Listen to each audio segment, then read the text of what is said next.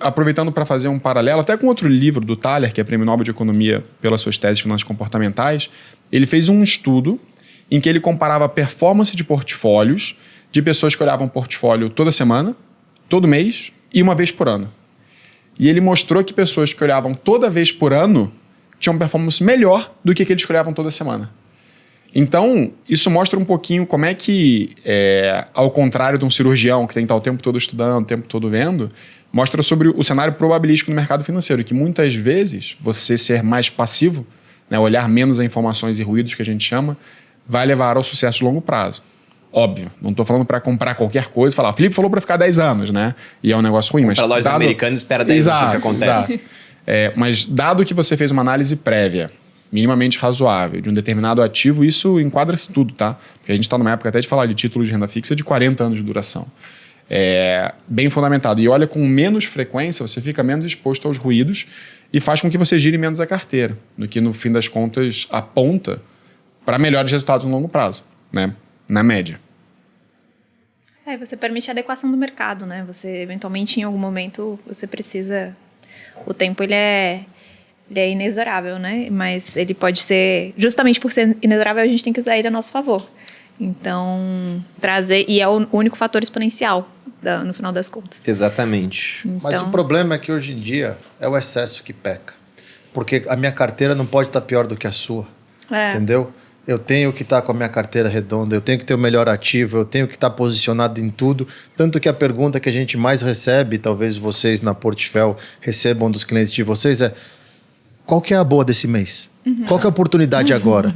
E não existe. Indo em linha com o que você falou, Felipe, tem um estudo da Fidelity, que saiu em 2022. Das viúvas? Das viúvas. Que as melhores carteiras de performance que eles tinham lá custodiadas na Fidelity era a carteira das viúvas, que os maridos faleceram, elas não tinham a mínima ideia do que fazer, a carteira estava lá trabalhando sozinha e eram as melhores rentabilidades. Porque a carteira estava lá há anos que ninguém nem olhava, nem fazia nada. A inércia levava a carteira embora. Tem um caso muito legal de uma senhora. Tudo bem que ela viveu de 1935 até 2010, né? Na verdade, ela começou a investir em 35, morreu em 2010. Super longeva, né? Ela fez um investimento na vida dela. Ela era secretária dos laboratórios Abbott e numa época um pouco antes de começar a guerra, ela ganhou um bônus de $180 e comprou 3 ações. E deixou no piloto automático, nunca mais investiu. Essas 3 ações geraram uma fortuna para ela de $7 milhões. Um investimento de $180 depois de 70 anos, viraram $7 milhões. A senhora Grace Granner, que também, uma secretária, que ela falava, já que eu trabalho aqui, eu sou secretária da diretoria, vou comprar 3 ações com esse meu dinheiro, e deixou, só reinvestiu o dividendo. O problema é que a gente olha e fala assim, mas é 1935, a gente está em 2024, a fórmula dos juros compostos não mudaram. Né? Então, é isso que a gente tem que pôr a consciência que funciona. Talvez a carteira do futuro tenha somente 2 profissionais atuando. Uma pessoa, aliás, um cão para não deixar o cara operar e uma pessoa para alimentar o cão, para ele ficar vivo, entendeu? Para deixar a pessoa chegar perto ali e ficar mudando os ativos. Mas até aproveitando esse gancho do Fábio, já entrando em outro ponto do livro. Tem uma hora que o Morgan Housel, ele usa a frase, e aqui ele fala sobre o papel da sorte. Ninguém é tão bom ou tão ruim como parece. Ele dá o exemplo do Bill Gates. Bill Gates, todo mundo sabe, né? Bilionário, né? Multibilionário, criador da Microsoft, uma das empresas, hoje talvez seja de maior valor de mercado. Eu não olhei nos últimos tempos, mas se não tá entre aquelas.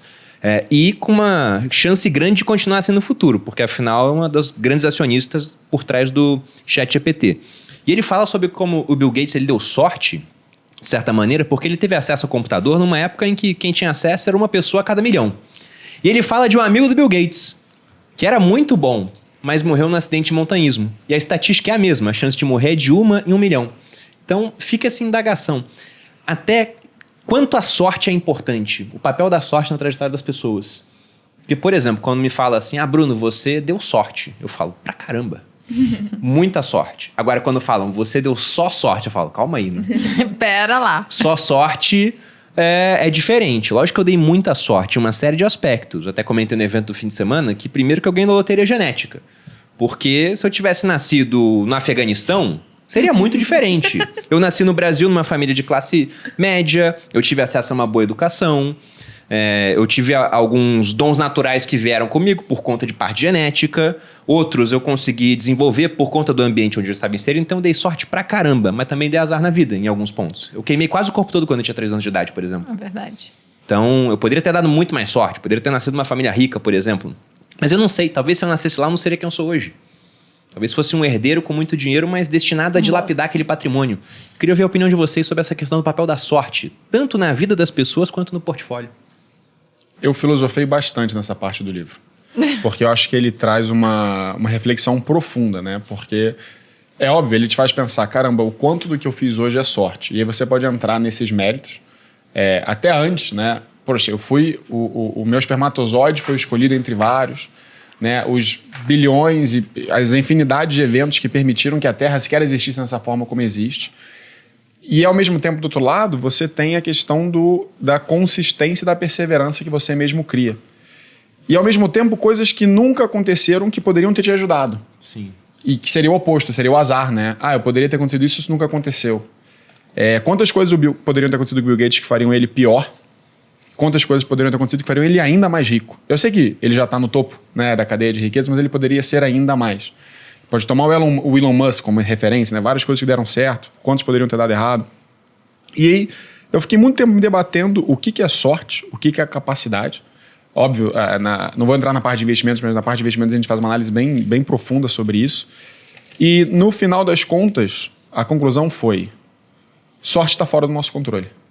Eu acho que a gente tem que parar, refletir, né, e, de certa forma, agradecer, porque tudo que já aconteceu com a gente até hoje. E dado que isso está fora do que a gente pode fazer, tentar tomar as melhores decisões possíveis e por aí vai, né? Porque senão você entra... Eu fiquei quase uma hora refletindo sobre esse tema. Pensando. Tava lendo o livro e falei assim, caramba, né? E é muito importante. Foi o que você falou, né? Poxa, loteria genética. Eu acho só engraçado, fazendo um detalhe, que quando você fala loteria genética, todo mundo já olha para você e ri. Porque todo mundo acha que você vai falar dos seus dotes. Mas não, você quis dizer do Brasil, de estar numa família classe média. É porque o Buffett fala isso. O Buffett, ele fala, ganhei na loteria genética. Eu nasci nos Estados Unidos, na potência mundial, pô, na época do dólar. Entendeu? Não, porque numa conversa informal ele ia falar que ele era bonito, não sei o quê. Também, mas... Fala bem. Não vou desmentir o que vocês falaram. Claro. Mas não foi por esse ponto, não.